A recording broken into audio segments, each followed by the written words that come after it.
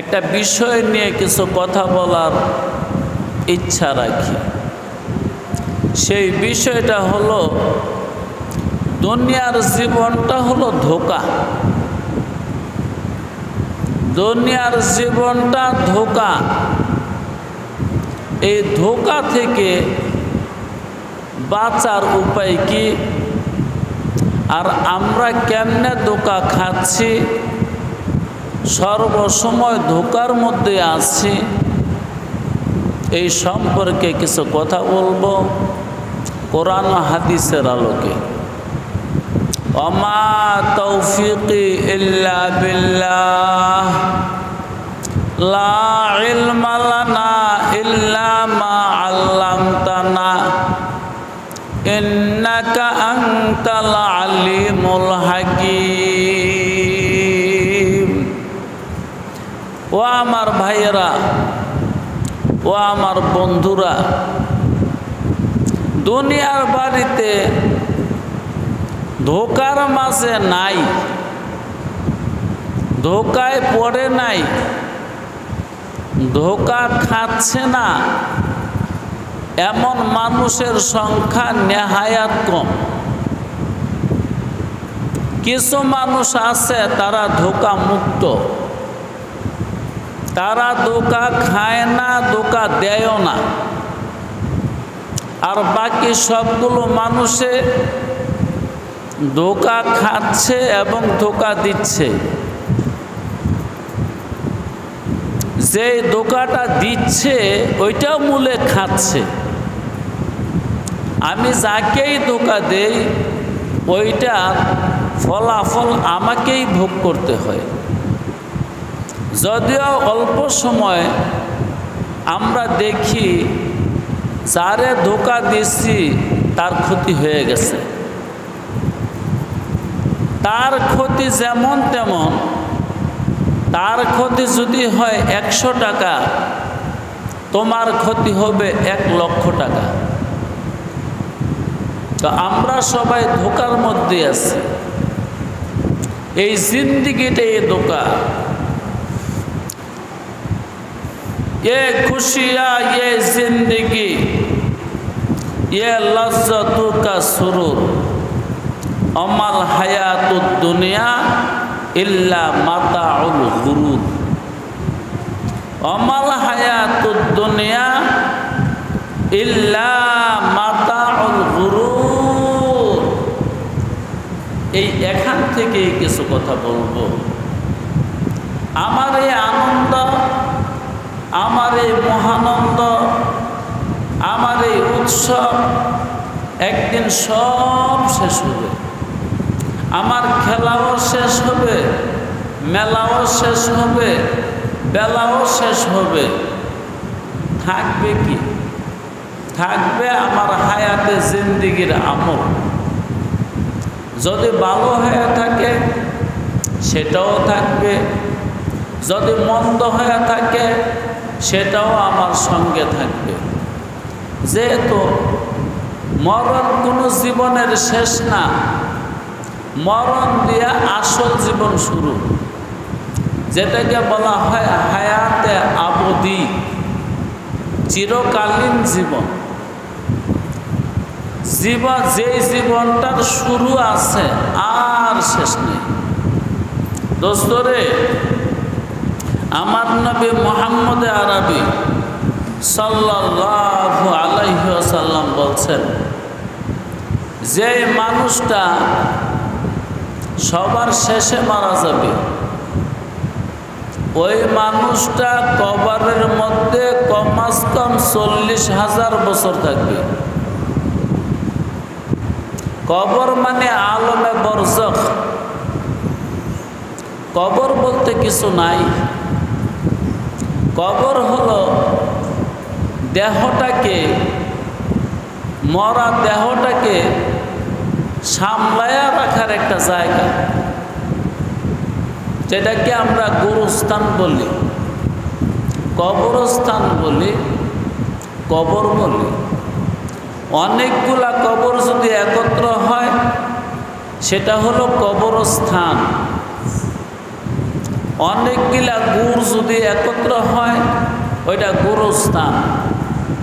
গোর শব্দের অর্থ কবর। কবর শব্দের অর্থ কি? এই কবর শব্দটা আরবি শব্দ। কবর শব্দটার ইংরেজি হলো কাবার। আমাদের অনেক কিছুর মধ্যে কাবার লাগানো থাকে। আল্লাহু আকবার, গিলাফ, এটা কাবার থাকে সব কিছুর মধ্যে। বাজার থেকে যখন কোনো পণ্য কিনেন, কোনো দ্রব্য কিনেন, যে জিনিসটা কিনেন ওই জিনিসটার মধ্যে একটা কাবার থাকে।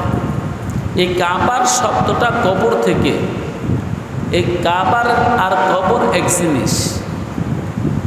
তো আমার মরা দেহটাকে কাবার করার জায়গা এটি কবর। আসলে ইংরেজি ভাষা মূলে এটা আরবি ভাষা থেকে আসছে। ইংরেজি ভাষার ৮০টা শব্দ, ইংরেজি ভাষার ৮০টা শব্দ আরবি ভাষা থেকে আমি বার করতে পারি। আমি চিন্তা করলেই পাই যে এই শব্দটা ইংরেজরা আরবিদের থেকে হাওলাত করছে। কোন শব্দ থেকে হাওলাত করছে এটা আমি বুঝাইতে পারি এবং আমি নিজে বুঝি। যেমন বললাম কবর, ওইটার থেকে কবর। কাবার মানে একটা জিনিসকে ডাইকা রাখে। তো মরা মানুষের দেহটা কি করবে? এটা তো মরণের কিছুক্ষণ পরে পচা ধরে। ওই যে হুজুরে এখন গজল গাইছে, এই ময়না পাখি, এই পোষা পাখি, এই সোনার পাখি, পরাণের পাখি বের হওয়ার সঙ্গে সঙ্গে পচতে থাকে। আর কারো তো মরার আগেই পচে। যেমন ক্যান্সার, ক্যান্সারের বাংলা হলো পচা, পচন ধরছে। মানুষটা এখনো মরছে না, তার লিভার ক্যান্সার, এর মানে কলিজা পচে গেছে না। মানুষটা জীবিত কিন্তু ব্লাড ক্যান্সার, এর মানে রক্ত পচে গেছে না। মানুষটা এখনো জীবিত কিন্তু তার ব্রেন ক্যান্সার, ব্রেন পচে গেছে না। দেখেন পরাণের পাখি যাওয়ার আগেই পচা ধরে কারো কারো। তো এই আত্মাটা, এই পরাণের পাখিটা, এই রূহটা যখন আমার দেহ থেকে বের হয়ে যায় সঙ্গে সঙ্গে পচা ধরে। বাস এই পচা জিনিসটা সামলাইতে হবে, নয়তো এই ঘরে আরও যারা মানুষ বসত করে তারা বসত করতে পারবে না, দুর্গন্ধে। মরা মানুষের পাশে আগরবাতি জ্বালায়, আপনারা দেখছেন। লাশের পাশে আগরবাতি জ্বালায়, দেখেন নাই? দেখছেন? এর কারণ কি জানেন?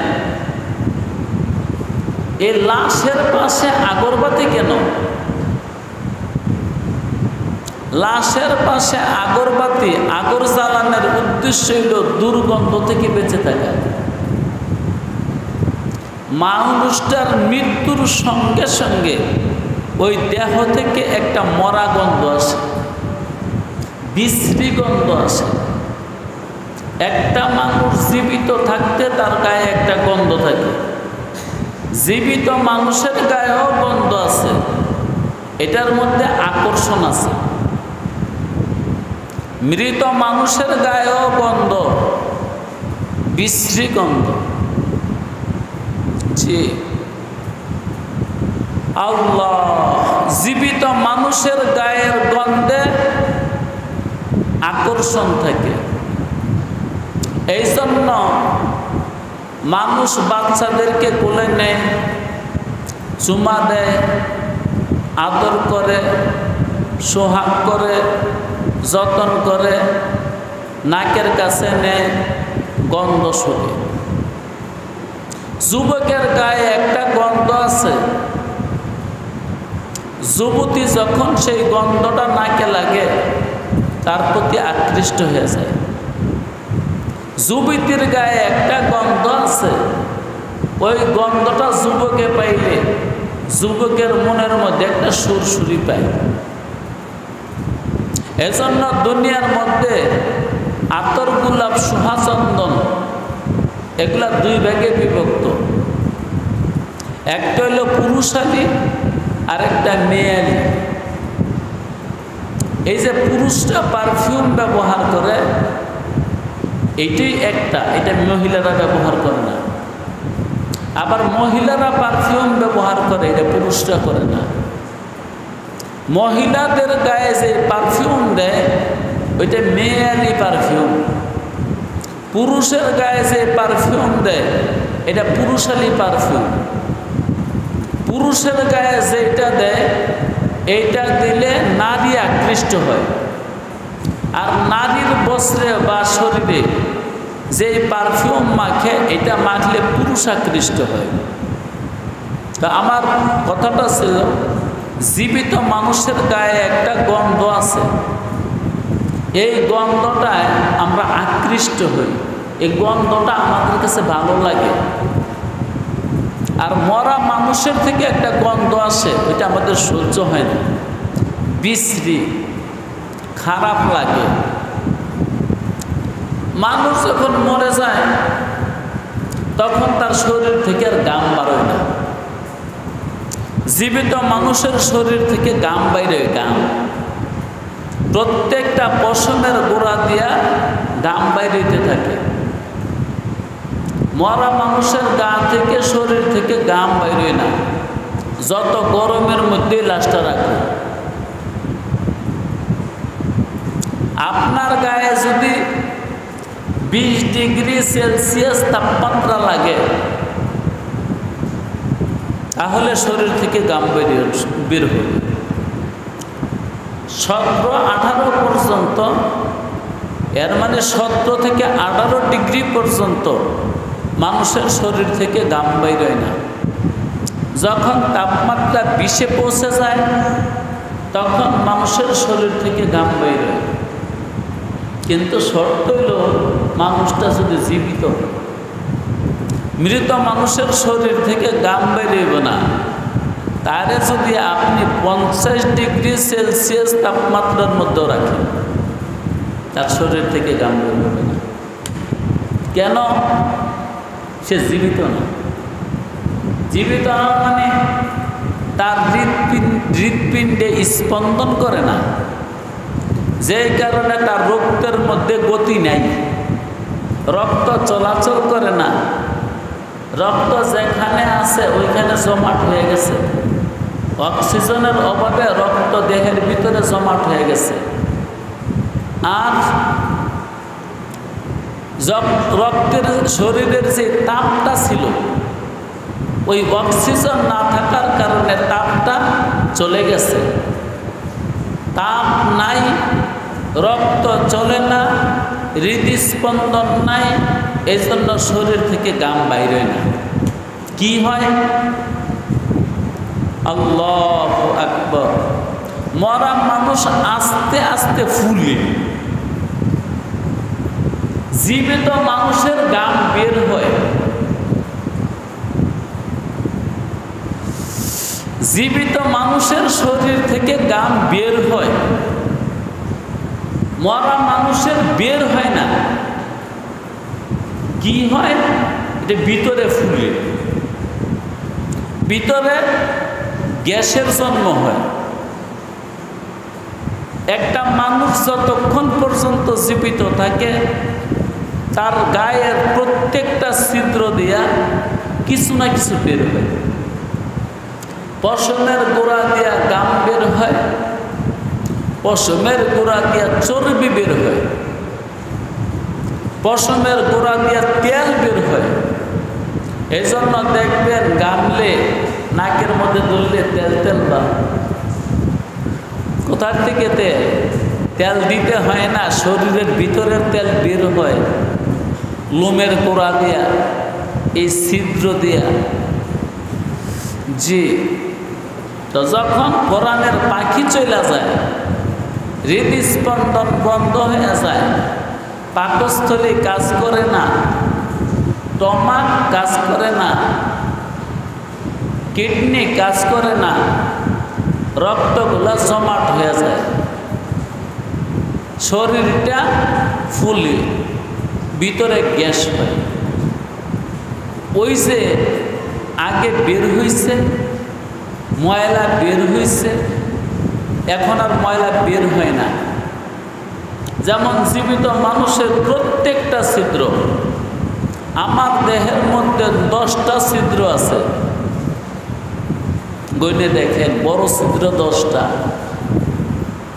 একটা বন্ধ, 9টা খোলা।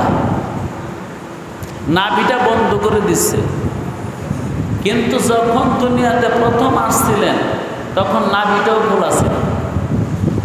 আপনি 10 মাস মার পেটে খাওয়া দাওয়া করছেন এই নাভির মাধ্যমে।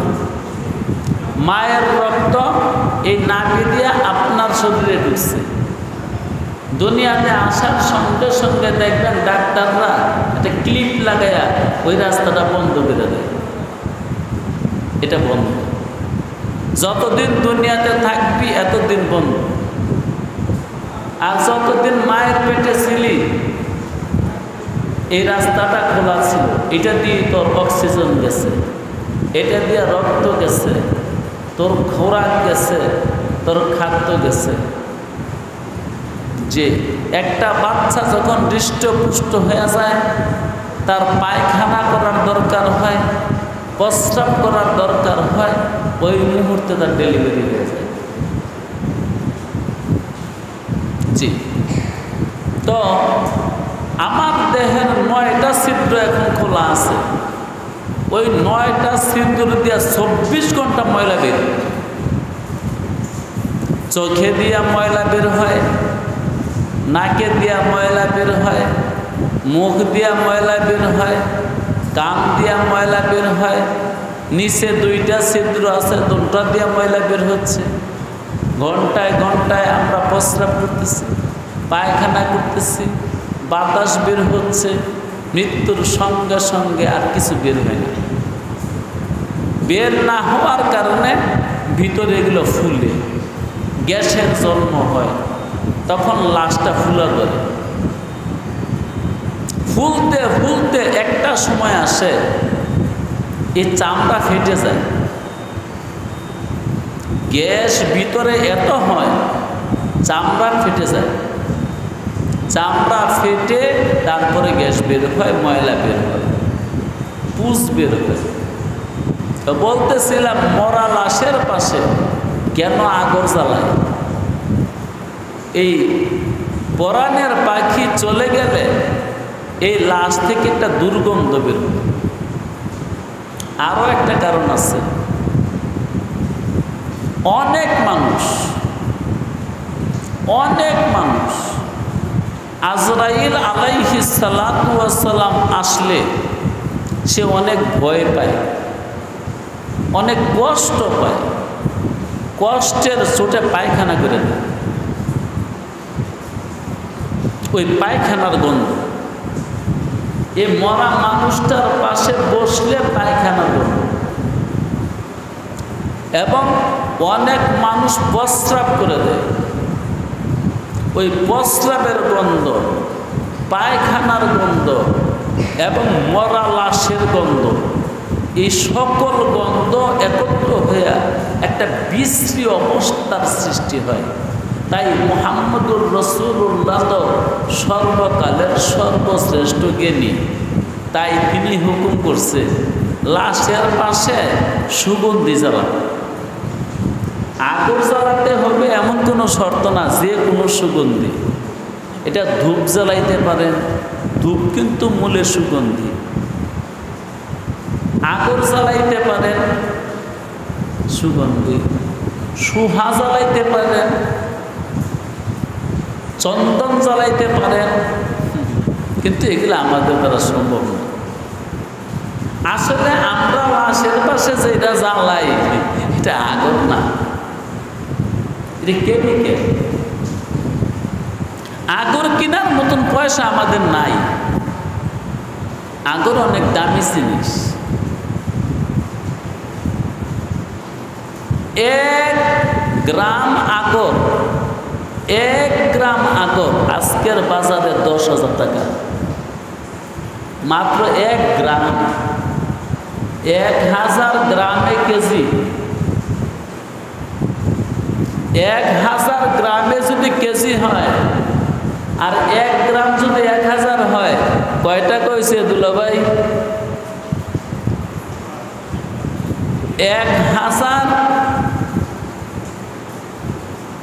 1000 নোট একত্র করলে মানে 1000 টাকা, 1000 টাকার 1000 নোট একত্র করলে কয় টাকা হয়? আর এমনি 10 লক্ষ টাকা। সারা জীবন ব্যবসা করছেন, এই হিসেবটুকু হয় না। 1000 টাকার 1000 নোট, 1000 টাকার 1000 নোট কয় টাকা? 10 লক্ষ টাকা। 1 কেজি আগরের দাম 10 লাখ টাকা। 1 গ্রাম আগরের দাম 1000 টাকা। আগর জ্বালাইবেন করতে, যেটা জ্বালান এটা কি? এটা গোবর, এটা ছাই, এটা কাঠের গুঁড়া, এটাকে ফাঁকি কইরা কেমিক্যাল মিশাইয়া কাঠের মধ্যে চুবা দিয়া বাজারে বিক্রি করে। ওইটা ওই ভালোটা 100 টাকা প্যাকেট, 200 টাকা প্যাকেট, 500 টাকা প্যাকেট। আগর না, আগর না, নাম দিচ্ছে আগরের বাতি। বাবা রে বাবা, তুমি আগর পাইবে? এগুলা যারা কোটিপতি তারা কিনতে পারে। কারণ একটা মরা মানুষের পাশে যদি 12 ঘন্টা লাগায় আগর জ্বালায়, তাও তো কমাস কম অল্প অল্প জ্বালাইলো আধা কেজি আগর লাগবো। আধা কেজি আগরের দাম 5 লাখ টাকা। তুমি আগর পাইবে কই? ওই হুজুরে কিছুক্ষণ আগে গজলের মধ্যে কইছে সোহা। সোহা জানো কত দাম? অনেক দামি জিনিস সোহা। তারপরে হুজুরে আরেকটা শব্দ ব্যবহার করছে চন্দন। চন্দন তো প্রশ্নই ওঠে না। যেটা সাদা চন্দন, ওইটা শুধু কাঠ বিক্রি হয় 8 লক্ষ টাকা কেজি। সাদা চন্দনের কাঠ বিক্রি হয় 8 লক্ষ টাকা কেজি। লাল চন্দনের কাঠ আরো অনেক বেশি দাম। তুমি চন্দন পাইবে কই? হুজুরে কইছে গজলের মধ্যে। অতএব এটা জ্বালা, এটা আগরও না, সোহাও না, চন্দনও না, এগুলো কেমিক্যাল। যা একটা কিছু জ্বালায়, কেন জ্বালায়? ওই লাশের মধ্যে দুর্গন্ধ। এই দুর্গন্ধটা অনেকের নাকে লাগলে তার পাশে কেউ বসতে রাজি না। বমি আসে, বিরক্তি লাগে, খারাপ লাগে। এই জন্য মুহাম্মদুর রাসূলুল্লাহ সাল্লাল্লাহু আলাইহি ওয়াসাল্লাম সর্বকালের সর্বশ্রেষ্ঠ জ্ঞানী মানুষ। তিনি ওহির মাধ্যমে খবর পাইছে সে দুর্গন্ধ বের। এই জন্য তার পাশে কিছু সুগন্ধি জ্বালা। সুগন্ধি অনেক রকমেরই আছে, অনেক রকমের ঘাস আছে, ওগুলা জ্বালাইলেও সুগন্ধি হয়। যাক, আমি বলতেছিলাম যে ধোঁকা সম্পর্কে কিছু কথা বলব। দোস্তরে, এই পরাণের পাখি যেদিনকে চলে যাইব, ওই দিনকে বুঝতে পারবা তুমি কি ধোঁকা খাইছ না জিততে গেছো। যেদিনকে আত্মা বের হয়ে যাবে, আজরাইল আসবে, আসার আগেই তুমি দিশা পাইবা তুমি কি ধোঁকা খাইছ না জিতছ। আজরাইল আসার আগে বন্দার মধ্যে একটা হালতের সৃষ্টি হয়, আল্লাহ তার জ্ঞান ফিরে দেয়। মনে করেন মানুষটা 10 বছর ধরে অসুস্থ, বিছনায় শুয়ে রয়েছে, ধরেন 6 মাস ধরে আইসিইউতে আছে, যাই হোক মৃত্যুর আগে আল্লাহ তার জ্ঞান ফিরে দেয়, লোকটার জ্ঞান ফিরে আসে। কেন জ্ঞান ফিরে আসে? তারে অজ্ঞান করে নেয় না, তারে দিব্যি জ্ঞানে নেয়। তাও সে জ্ঞান ফিরে দেয় আল্লাহ, কি পরিমাণ দেয়! সুবহানাল্লাহ। একটা মানুষ মনে করেন 100 বিষয়ে পিএইচডি করছে,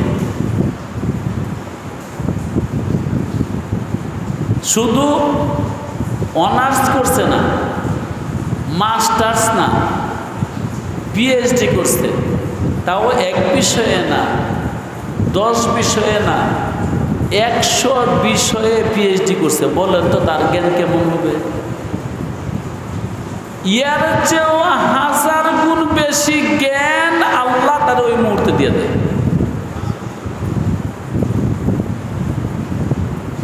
না, যাহা পাবেন তাহা নয়।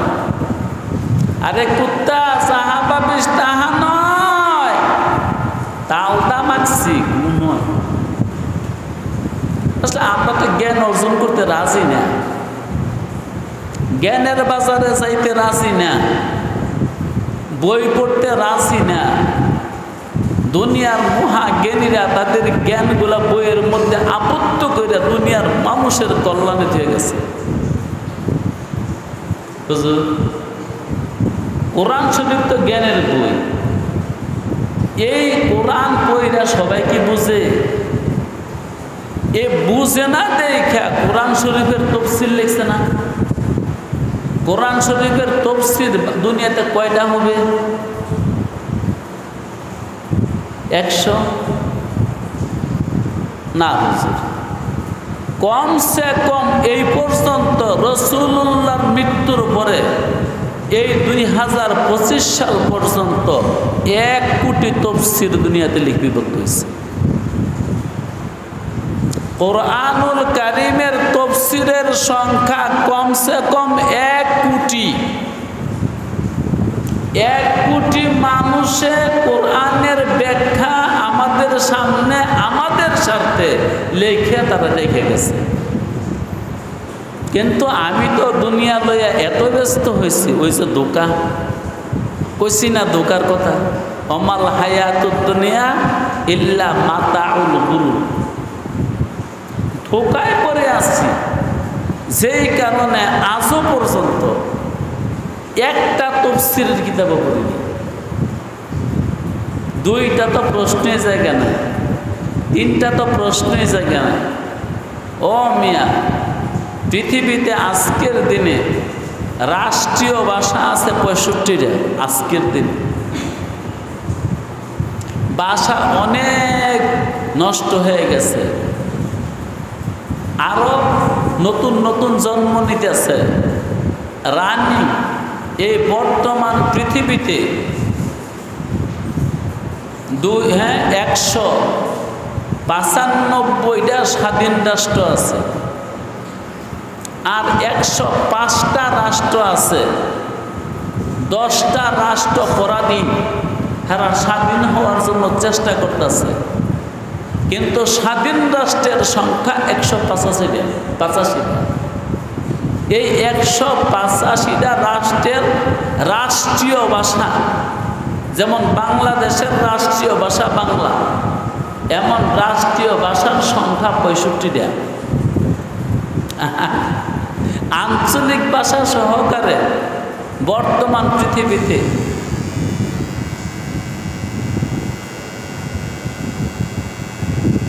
বন্ধ করেন, এটা না, এটা নাই। রাষ্ট্রীয় ভাষা সহকারে আঞ্চলিক ভাষা মিলাইয়া বর্তমান পৃথিবীতে 80,000-এর ঊর্ধ্বে ভাষা আছে।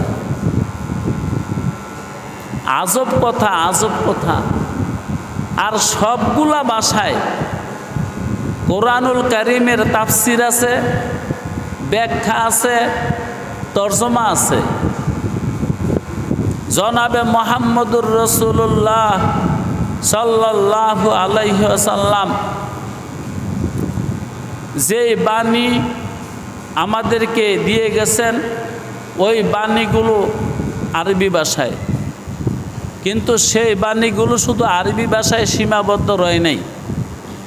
পৃথিবীতে যত রকমের ভাষা আছে সকল ভাষায় মুহাম্মদুর রাসূলুল্লাহি সাল্লাল্লাহু আলাইহি ওয়াসাল্লামের এই হাদিসগুলো অনুবাদ হয়েছে। তারপরে দুনিয়াতে যুগে যুগে কত জ্ঞানী মানুষ, গুণী মানুষ আরও এসে গেছে, তারাও তাদের জ্ঞানগুলা বইয়ের আকারে লিপিবদ্ধ করে আমাদের জন্যে রেখে গেছে। কিন্তু আমরা সেই বইয়ের কাছে যাইতে রাজি না, বই পড়তে রাজি না, জ্ঞান অর্জন করতে রাজি না, আমরা মাল অর্জন করতে রাজি। ও দুলা ভাই, মাল অর্জন করতে রাজি, মাল লাগবো আমার, জ্ঞান অর্জন করতে রাজি না। দোস্ত, ধোঁকা থেকে বাঁচার একমাত্র উপায় হলো জ্ঞান। এই যে বাড়িতে আছি, এটার নাম দুনিয়া। এই দুনিয়ার বাড়িটাই ধোঁকার বাড়ি। আমাকে 24 ঘন্টা ধোঁকা দিচ্ছে, আমার রিপু আমাকে ধোঁকা দিচ্ছে। আমার 1 নাম্বার দুশ্মন আমার রিপু। আমার রিপু, আমার নফস আমাকে 24 ঘন্টা ধোঁকা দিচ্ছে। আমি ধোঁকার মধ্যে আছি। এর সঙ্গে একটু তাল মিলায়, একটু সামান্য তাল মিলায় ইবলিস শয়তান। আমার সবচেয়ে বড় শত্রু আমার নফস। নফস আমাকে ধোঁকা দিচ্ছে। আমি কিছুক্ষণ বলতে আসরের নামাজের আগে মাধবদী শহরে একটা বাসায় ছিলাম।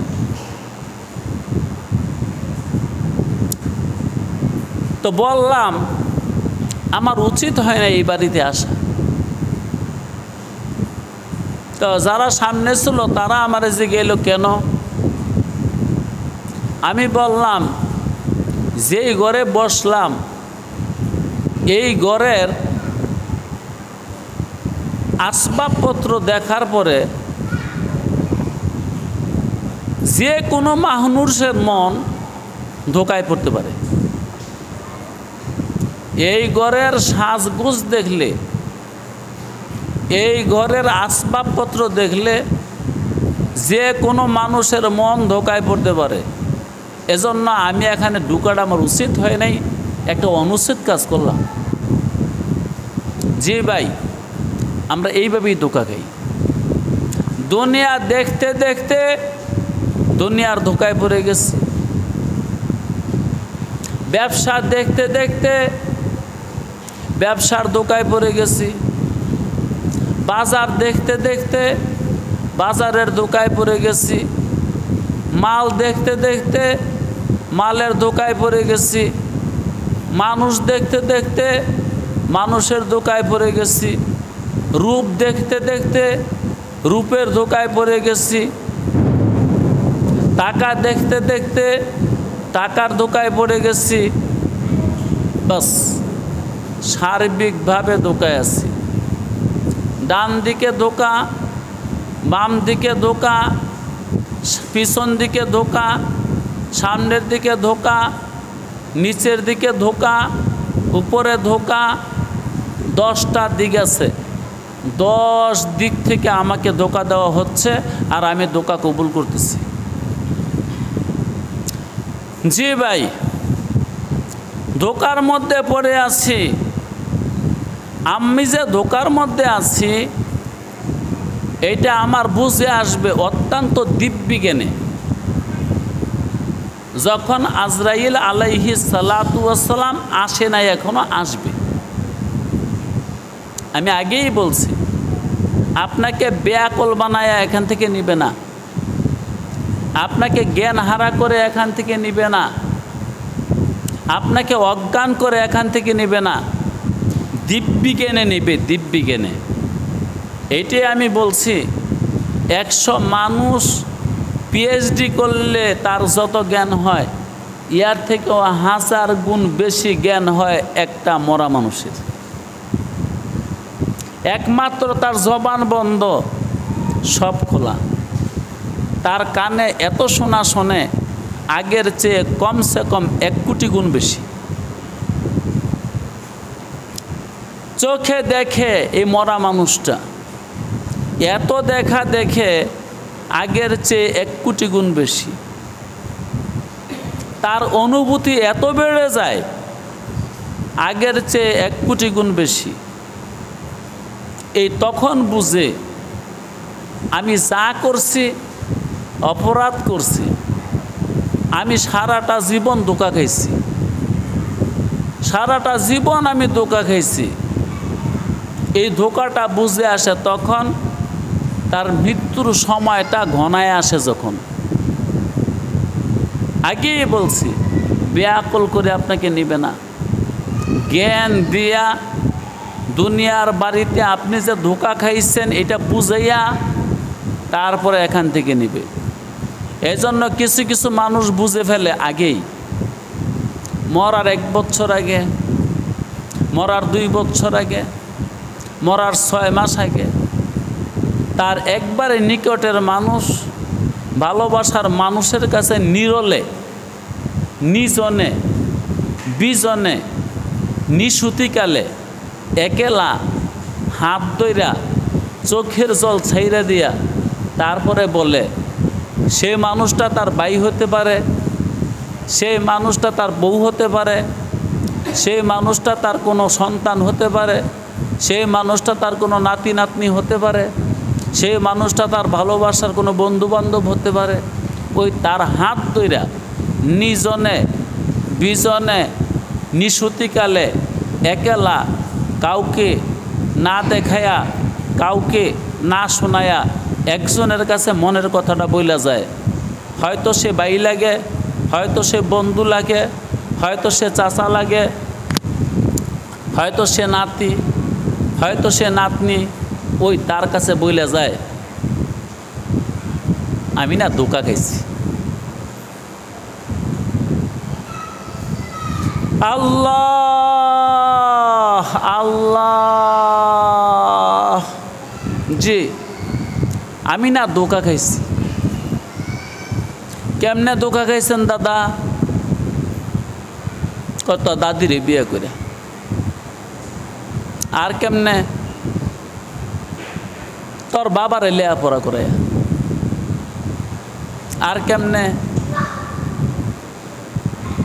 উমুকের লোক আত্মীয় কইরা। আর কেমনে? বিদেশ কইরা। আর কেমনে? স্বদেশ কইরা। আর কেমনে? ব্যবসা কইরা। আর কেমনে? শরীয়তের আইন হুকুম না মাইনা। ওই মনের মানুষটার কাছে চোখের পানি ছাইরা দিয়া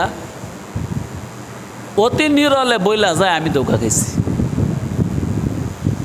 আল্লাহ, কবি শেখ সাদি বলেন, কি জানি আমার মনে একদিন কি ঢুকলো, রাস্তাতে একটা মহিলা যায়। কি যায়? আবার শোনেন, না শুনলে একটু কাছে এসে পড়েন, কথাগুলো শোনেন না। আমি এত দূরেতে নাইলাম, বৃষ্টিতে ভিজা। আল্লাহ, শেখ সাদি বলেন, রাস্তাতে একটা মহিলা যায়। কি যায়? মহিলা যায়। আমার জানি কে রে মনে চাইলো তার পিছে যাইতে। এইটাই ধোঁকা, মন্দুরিপুর তারও না। ওই মহিলা বোরকাওয়ালি। এই বোরকাওয়ালির পিছনে পিছনে আমি অনেক দূর গেলাম। মনের মধ্যে কেমন জানি একটা অভিলাষ জাগছে, অনেক দূর গেলাম, সে যায় আমিও যাই, সে যায় আমিও যাই, সে যায় আমিও যাই, তার পিছনে পিছনে অনেক দূর গেলাম। একসময় বোরকাওয়ালি আমার জিগায়, ওই যুবক কেন আসলি আমার পিছনে পিছনে, কি কারণে? শেখ সাদি বলে, দেখো বলতে পারি না, আমার মনে চাইছে তোমার পিছে পিছে আইতে, তবে এতটুকু বুঝি তুমি নারী আমি পুরুষ, নারী পুরুষের যে ভাব, এই ভাব লই আইছি। নারীর সঙ্গে পুরুষের একটা ভাব আছে না, পুরুষের লগে নারীর একটা ভাব আছে না, ওই ভাবটা লই তোমার পিছনে পিছনে আইছি। আল্লাহওয়ালাদেরকে আল্লাহ দুনিয়াতে সবক দেয়, যারা হেদায়াত চায় তাদেরকে হেদায়েত দিয়ে দেয়, যারা ধোঁকা থেকে বাঁচতে চায় আল্লাহ তাদেরকে বাঁচাইয়া দেয়, যারা মাফ চায় তাদেরকে মাফ করে দেয়, যারা ক্ষমা চায় তাদেরকে ক্ষমা দিয়ে দেয়, যারা দেখতে চায় তাদেরকে সঙ্গে দেখা দেয়। কম আজ কম চরমের চোখে না দেখলে ঘুমের ঘরে স্বপ্ন এলো দেখা দেয়। যেমন আমার ইমাম আবু হানিফা দেখতে চাইছে কোথায়, 99 বার দেখছে। ইমাম আহমদ ইবনে হাম্বল আল্লাহকে দেখতে চাইছে, ফরিয়াদ করছে, আল্লাহ একটু দেখা দাও না, আল্লাহ দেখা দিচ্ছে 101 বার। মনের আশা পূর্ণ করে নেই। যারা দুনিয়া দুনিয়া করতেছে, দুনিয়া লাগবে দুনিয়া লাগবে দুনিয়া লাগবে, তাদেরকেও নিরাশ করে না, তাদেরকে দুনিয়া দিয়ে দেয়। হয়তো কাউকে একটু বেশি দেয়, কেউ অল্প দেয়, দিয়ে দেয়। তালেবে মাহরুমে গাছটা, তালেবে মাহরুমে গাছটা, নাসানি দাম আজ কাছে, বলে তালেব মঞ্জিলে দিদা বসে। এই জগতে এই সংসারে ছাইয়া ফাইছে না এমন একজনও নেই, ছাইয়া ফাইছে না একজনও নাই। হয়তো কম হইলেও হয়েছে, বেশি পাইছে না কম পাইছে, পাইছে। এইটাই বলতেছিলাম, তুমি দুনিয়া চাইছো দুনিয়া পাইছো, তুমি দিন চাইছো দিন পাইছো, তুমি হেদায়েত চাইছো আমি তোমার হেদায়েত দিয়ে দিচ্ছি। এটা আল্লাহ কোরআনেই বলছে, লা নাহদিয়ান্নাহুম সুবুলানা। যে মানুষটা আমারে পাইবার চায় তার জন্যে আমি অসংখ্য দুয়ার খুলে দেব। সুবুল শব্দটা সাবিলুনের জমা, বহু বচন। সুবুল এটাকে বলা হয় জমে তাকসির, একটা পথ না, অসংখ্য পথ খুলে দেব তুই যেন আমারে পাইতে পারিস। এই জন্য হো ज़्यादार नजर करता हो उधर तो ही तो, যে মালিকরে চাইছে এমন লোকে কইছে আমি যেই দিকে তাকাই ওই দিকে খোদা দেখা যায়। ज़्यादार नजर करता हो उधर तो ही तो, गुलिस्ता में जाकर गुलों को देखा,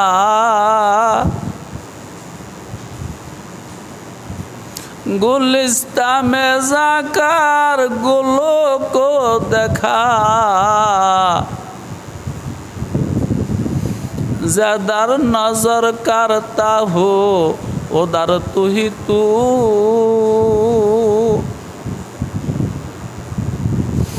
बरगे दरख्ता ने सबसे दर नजर होशियार, हर वरक़े दफ्तर इस्ते मारिफत किरदगार। আমি বলতেছিলাম বন্ধু যে যেটা চাইছে ওইটা ওরে দিয়ে দিছে না, তোর মনের আশা পূরণ করেই নিব। যাই দুনিয়া চাইছে ওরে দুনিয়া দিয়ে দিছে, যায় নারী চাইছে, ওরে নারী দিয়ে দিচ্ছে। আমি দেখছি এমনও মানুষ আছে জীবনে 20টাই বিয়ে করছে, আমি নিজে দেখছি। আমি এমন একজন মানুষও দেখছি যে মানুষটা 35টা বিয়ে করছে,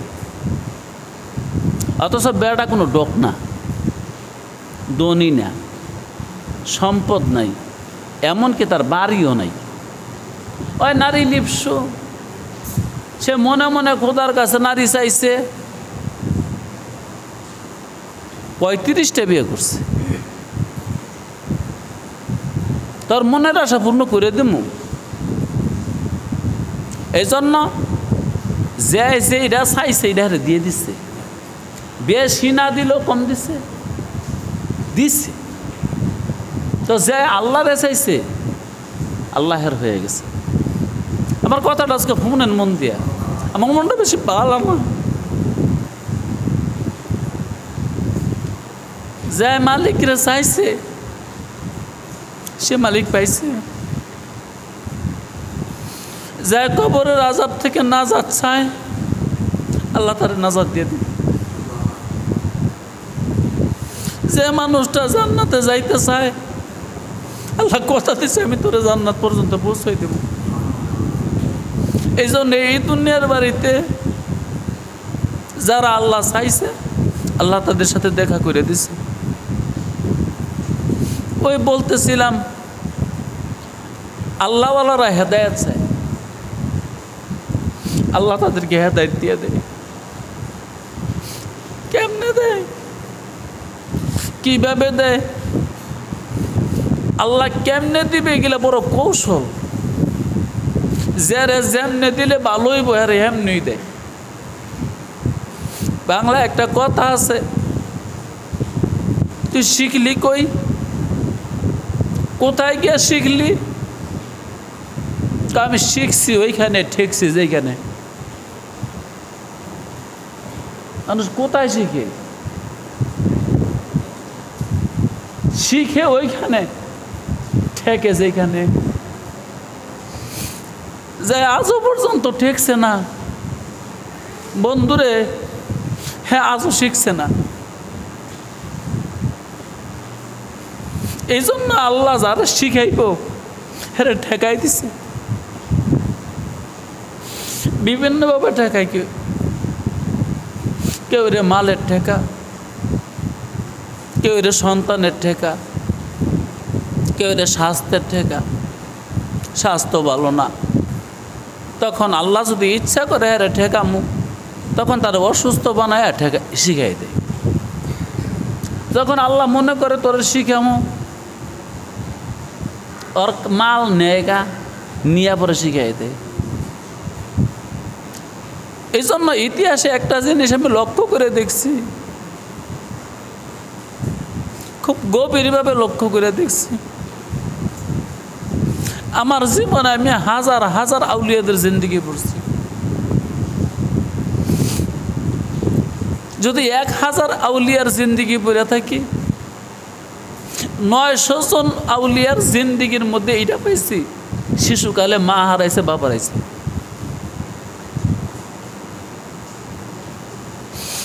আমি যদি 1000 অলির জিন্দেগি পড়ে থাকি, 900 আউলিয়ার জিন্দেগিতে এটা পাইছি, শিশুকালে মা ছিল না, শিশুকালে বাপ ছিল না। এটার একটা বড় দলিল দেখেন, আমাদের নবী মুহাম্মদুর রাসূলুল্লাহ সাল্লাল্লাহু আলাইহি ওয়াসাল্লাম, তিনি কি শিশুকালে মা হারাইছে না হারায়নি? বাপ হারাইছে না হারায়নি? তিনি কি শুধু ওলি না নবী? তিনি কি শুধু নবী না রসুল? রসুল। তিনি কি শুধু রসুল না হাবিবুল্লাহ? কেমন হাবিবুল্লাহ? আল্লাহ নিজে জিজ্ঞাসা করছে, বন্ধু তুমি আমার উপর খুশি?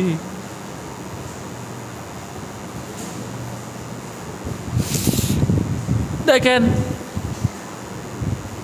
সমস্ত আউলিয়াদের সর্দার হলো আম্বিয়ারা, আম্বিয়ারদের সর্দার হলো মুরসালিনরা, মুরসালিনদের সর্দার হলো আমাদের নবী মুহাম্মদুর রাসূলুল্লাহ, কারণ তিনি ইমামুল আম্বিয়া, তিনি তিনি সাইয়্যিদুল মুরসালিন, তিনি খাতামুন নবিয়্যিন, তিনি নবীদের নবী, তিনি রসুলদের রসুল, তিনি শিশুকালে মা নাই, জন্মের আগে বাপ নাই। আমার কথাটা কি ছিল? যে হেদায়েত চায় মালিক তার হেদায়েত দিয়ে দেয়, তবে তার হেদায়েতটা কীভাবে দেয়? ঠেকাইয়া। কেমনে দেয়? ওই যে বলছি তুই শিখলি কই? ভাই রে শিখছি ওইখানে, ঠেকছি যেখানে। যে জীবনে ঠেকছে না এ শিখছে না, এ জানি না। যে জীবনে দুঃখ পায় নাই, কষ্ট পায় নাই, ওই মানুষটা সুখের মর্ম কোনোদিনও বোঝে না। এই জন্য আল্লাহ সব কিছু জোড়ায় জোড়ায় বানাইছে। এখন রাত, যদি রাত না বানাই তো দিনের মর্ম বুঝতাম না, যদি দিন না বানাই তো রাতের মর্ম বুঝতাম না, যদি দুঃখ না বানাই তো সুখের মর্ম বুঝতাম না, যদি সুখ না বানাই তো দুঃখের মর্ম, দুঃখে কি জিনিস এটা বুঝতাম না। তো একটা কথা হলো, যে এটা চায় ওরা ওইটা দিয়ে দেয়, এটা হলো প্রথম কথা। যে এটা চায় ওরা ওইটা দিয়ে দেয়, বেশি না দিলে কম দেয়। আর যে হেদায়েত চায় তারা হেদায়েত দিয়ে দেয়, যে পরকাল চায় তারা পরকাল দিয়ে দেয়, যে এলেম চায় তারা এলেম দিয়ে দেয়, যে কালাম চায় তারা কালাম দিয়ে দেয়, যে স্বাস্থ্য চায় আল্লাহ তারা সুস্থ করে দেয়, যে টাকা চায় তারা টাকা দিয়ে দেয়। তবে দুনিয়ার মধ্যে সবচেয়ে বড় কামিয়াব, ধোকার থেকে মুক্ত, আমার আলোচনা ধোকা লইয়া, ধোকা থেকে বাঁচতে পারছে ওই ব্যক্তি যে ব্যক্তি হেদায়েত পেয়েছে। আর হেদায়েত পায় মানুষ এলেম দিয়া।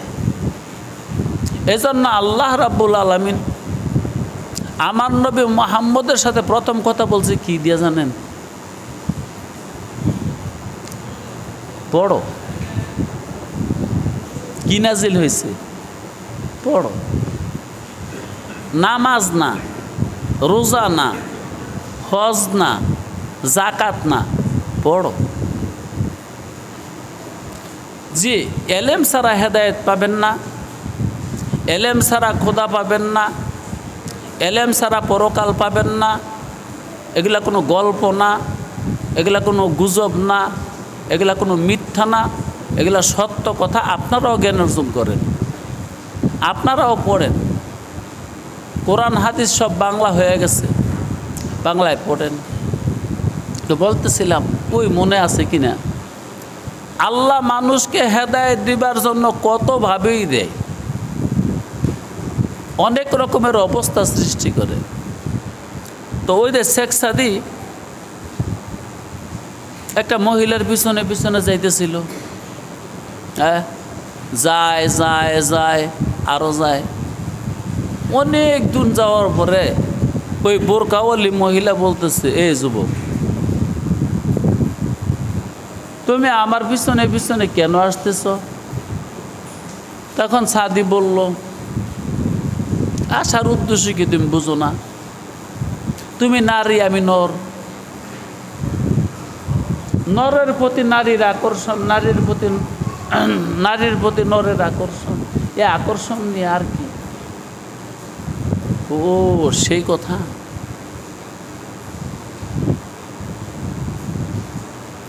তা তোমার বাসনা পূর্ণ করবা? শেখ সাদির নীরব, আল্লাহওয়ালা মানুষ। ওই যুবক চুপ করে রইলি গিয়া, কথা ক। এবার মুখটা খুললে দিছে, দেখ। খোলার পরে দেখলো মহিলা ঠিক আছে, কিন্তু এত বুড়া মহিলা। শেখ সাদিকে আমার জীবনে এত বুড়া মহিলা দেখিনি, আর এত বিশ্রী। দুনিয়াতে আইসা কত কোটি কোটি মানুষ দেখছি, শেখ সাদি কিন্তু এই দুনিয়াটা 3-4 বার ঘুরছে। মতান্তরে 150 বছর হায়াত হয়েছে, তবে 125 বছর নিশ্চিত। সারাটা জীবন দুনিয়া ঘুরছে।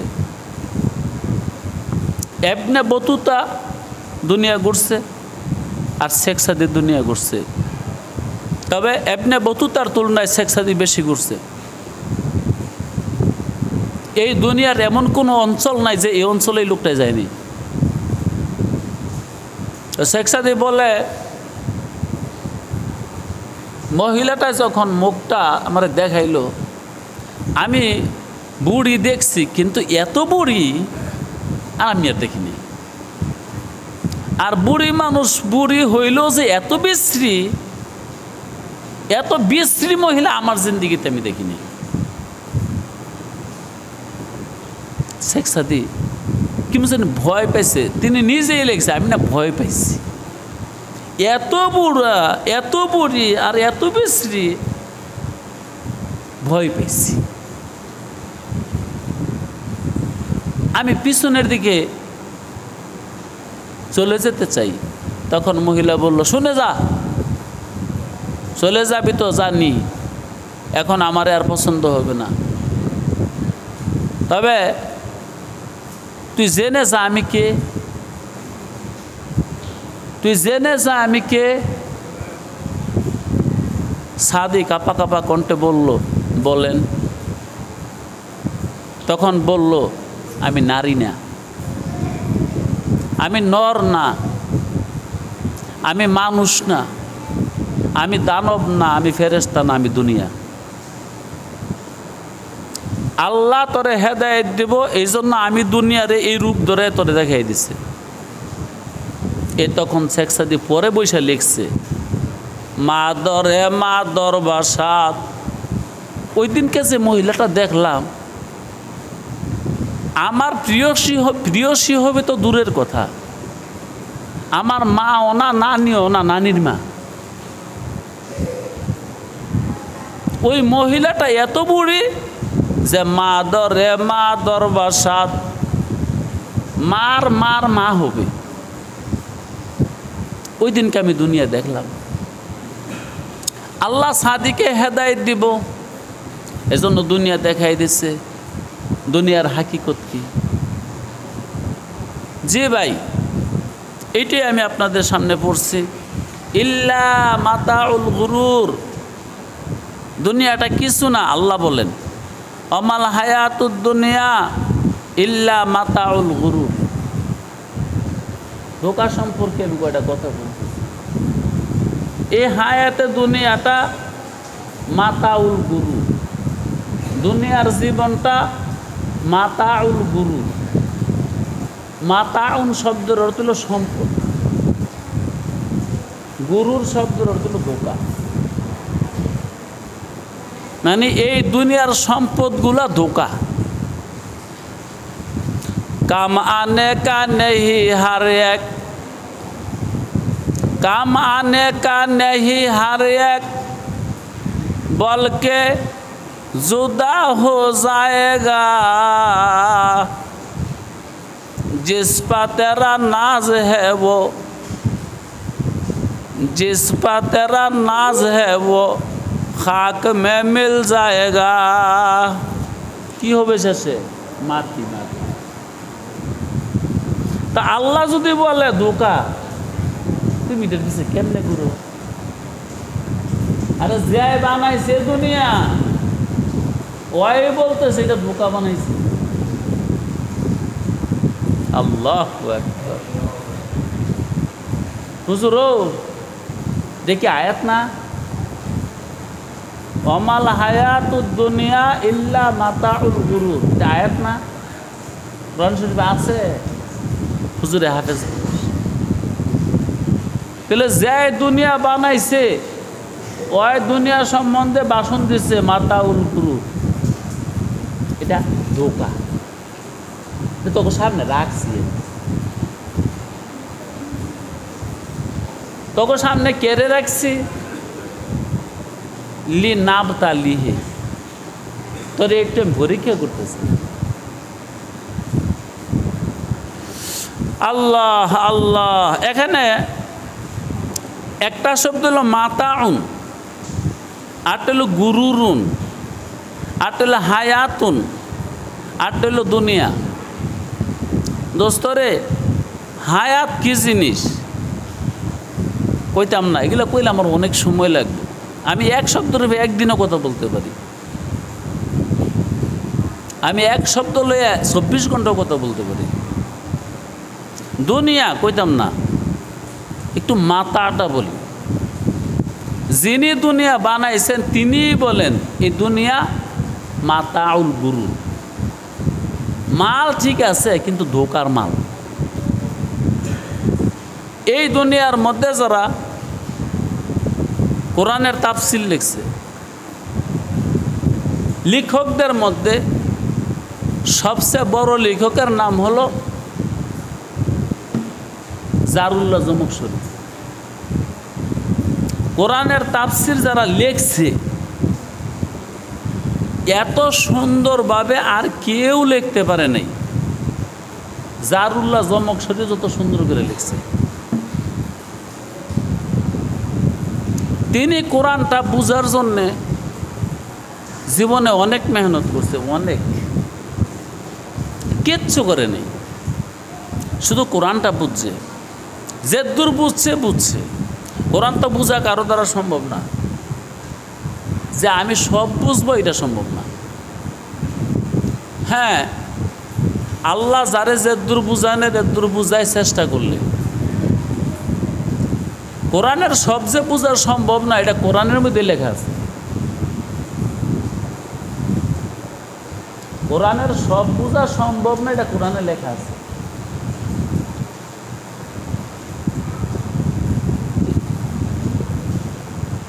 দুনিয়াতে বড় বড় 7টা সাগর আছে। সাগর দেখলে আমার ভয় লাগে। আমি কোনো সময় সাগরের পারে যাই নাই, ওই বর্তমানে যে মোবাইলের মধ্যে দেখি আমার ভয় লাগে। কারণ এই দুনিয়ার, এই পৃথিবীর, এই গ্রহের 1 ভাগ মাটি আর 3 ভাগ পানি, 4 ভাগের 3 ভাগ ওই পানি, 1 ভাগ মাটি। এই জন্য জলজ রাশি যদি খালি একবার উঠলে যায় কিয়ামত।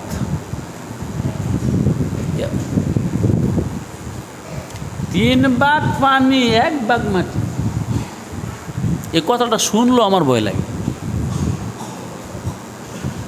ও আল্লাহ বলেন এই সবগুলা পানি যদি কালি বানাই, আচ্ছা বলেন তো এই কালিটা লিখলে কত লেহালে যাব? এই কালিটা লেখলে যেই কাগজও লিখবো, কাগজ এই দুনিয়ার জায়গা লইব? বুঝেন না আপনারা কথা? 7 সাগরের সব পানি যদি কালি হয়, এই কালি দিয়া লেখলে এই লেখাগুলা যেই কাগজও লিখবো, এই কাগজ এই দুনিয়ার জায়গা লইব? আল্লাহ বলে এই কালিও শেষ হয়ে যাবে, আবার 7 সাগর বইরে দেবো কালি দিয়া, সেই কালিও শেষ হয়ে যাবে, কিন্তু আমার কিতাবের তর্জমা শেষ হইত না। এজন্য দোস্ত 100 বছর হায়াত পেলে কেউ কোরআন বিদ্যা শেষ করবে সম্ভব না। 200 বছর সম্ভব না, 2000 বছর সম্ভব না, 2 লক্ষ বছর সম্ভব না, 2 কোটি বছর সম্ভব না। কারণ যে কথাটা কোরআন থেকে আমি যদি আয়াত পড়ছি না, তর্জমাটা শোনাই দিচ্ছি।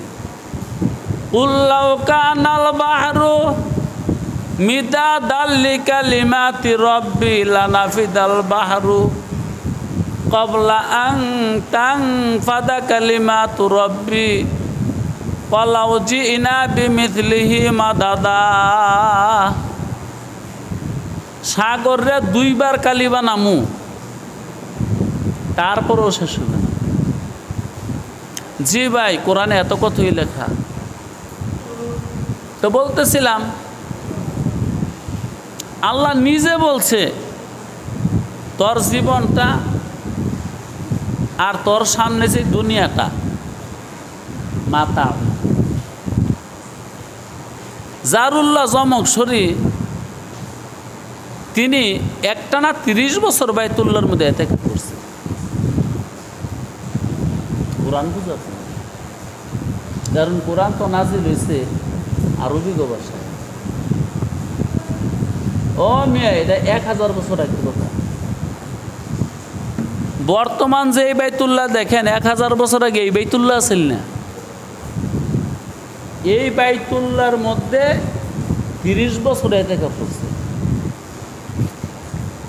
কেন? রাতের বেলায় এতেকাফ করতো, আর দিনের বেলায় এই বাইতুল্লাহর পাশে যারা বসত করে, মুহাম্মদুর রাসূলুল্লাহ তো অগবংশের মানুষ। আমাদের নবী কুরাইশি না? কুরাইশদের বসত কোথায়? বাইতুল্লাহর পাশে। এই জন্য বাইতুল্লাহর পাশে তিনি 30 বছর এতেকাফ করছেন। ওই কুরাইশিদের থেকে ভাষাটা বুঝার লেগে সারাদিন ওদের সাথে কথা বলে। তো এক পাহাড়ের চিপার মধ্যে একটা মহিলা থাকে, তার মাইয়া একদিন কাঁদতাছে, চিল্লাইতেছে, আম্মি আম্মি আল কালবু ইয়াযহাবু বিল মাতা, মা মা কুত্তায় মাতা নিতেছে গে। মায় ঘর থেকে বেরিয়েছে, জারুল্লাহ জমুক শরীফে আজকে তো চিনুন যাবে মাতা কি, কারণ ওদের বাসায় কোরআন নাযিল হয়েছে, ওরা যে মাতা কয়ে কি বুঝে এটা আজকে পর্যন্ত। জারুল্লাহ জমুক শরীফ দূরে গেছে, মহিলা যেদিকে যায়, মহিলা একদিকে যায়, কুত্তায় নিতেছে গা, ওই কুত্তার পিছনে পিছনে যায়। মহিলা যায় কুত্তার পিছনে, জারুল্লাহ জমুক শরীফ যায় ওই মহিলার পিছনে। কি বুঝার লেগে যায়? কোরআন বুঝতে যায়। তো দেখা গেল মহিলায় পাথর দিয়া ডিল দিল, কুত্তায় কি জানে মুখ থেকে ছেড়ে দিল। পরে মহিলাটারে জিজ্ঞাসা করলো, ও মহিলা যাও গা কে, কি মাল নিছে গা তোমার? আর কিছু না, আমি তো মনে করছি অন্য কিছু নিছে। লিসুন নিছে, লিসুন। লিসুন বুঝেন না? লিসুন কিন্তু দুই রকমের, একটা শুকনা লিসুন যেটা দিয়া পাতিল নামায় উঠায়, আরেকটা হইল খেরকুটা দিয়ে যারা রান্না করে, রান্নার শেষে একটা বিজা লিসুন আছে, এই ছাইগুলা পচে, ওই বিজা লিসুনটা এ জারুল্লাহ ঝমক ছড়ি একটা শিক্ষা দিছিল। আল্লাহ আল্লাহ, আরব দেশে 6000 পাহাড় আছে, যেটা মক্কা শরীফ ওই দেশে 6000 পাহাড় আছে। এমন একটা চিৎকার দিছে, 6000 পাহাড় সব কেঁপে উঠছে। আল্লাহ, তুমি তোমার কোরআনে বলছো এই দুনিয়াটা মাতাউল গুরুর। আজকানে বুঝলাম এই দুনিয়া যে কি।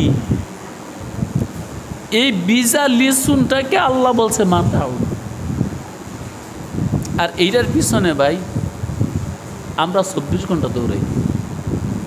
আসলে আমার লাগবো না, এতগুলা দরকারও নাই, কিচ্ছু না। সাদের গরুর মাংসের বুনা আপনি 250 গ্রাম খাইছেন, কেহ হজম করতে পারে, কেহ পারে না। যে হজম করতে পারলো 6 ঘন্টা বা 8 ঘন্টা পরে কি বাইরইব? বাড়িত না, কি বাইরইব? আল্লাহু আকবার। এটা কি আল্লাহ বলছে মাতা? কিন্তু জান্নাতের মধ্যে আল্লাহ মাংস খাওয়াইব, কোনোদিন প্রস্রাব হবে না, কোনোদিন পায়খানা হবে না। যতই খাবেন একটা ডেক আসবে, ওই ডেকের মধ্যে দুর্গন্ধ নাই, এমন একটা পারফিউম বের হবে, সে নিজে মাতোয়ারা হয়ে যাবে। আল্লাহ পারফিউম কোথার থেকে আসলো? তখন আল্লাহ বলবো তোর পেটের তেনে। ও ভাই, আমরা ধোকার মধ্যে আছি। এই ধোকাটা বুঝবো কখন সেটা আমি বলে দিচ্ছি। আজরাইল আসার কিছুক্ষণ আগে আর কেউ রে বুঝাই দেয় আগে ভাগে। আল্লাহর ভালোবাসার মানুষগুলোকে আগে বুঝাই দেয়, আর যাদের উপর আল্লাহ নারাজ অসন্তুষ্ট তাদেরকে বুঝায় মরণের কিছুক্ষণ আগে। তখন সে বুঝে আমি যে ধোঁকা খেয়েছি। আর ওই শেখ সাদির মতন আগে বুঝাই দেয় তাদেরকে যারা আল্লাহওয়ালা, যাদেরকে আল্লাহ ভালোবাসে। তো ভাই, আমি আজকের কথা বলবো না, এই ধোঁকার জিন্দিগি ছাইরা দেন। ছাইরা দেওয়ার মানে কি জঙ্গলে যাওয়া না, দরকারটুকু অর্জন করেন। এক মুঠ ভাত, 2টা রুটি, একটা জামা, একটু থাকার ঘর। বাইরে আমার কথাগুলো যদি তোর আজকে না মানুষ,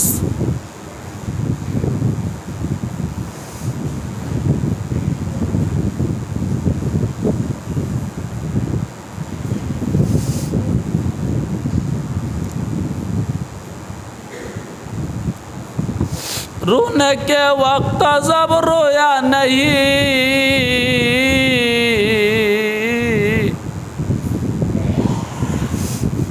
रोने के वक्त जब रोया नहीं, वक्त जाने के बाद रोने से फायदा नहीं। अबेला काटले कोनो काज होबे ना। वा आखिरी दावाना अनिल हामदुलिल्लाह।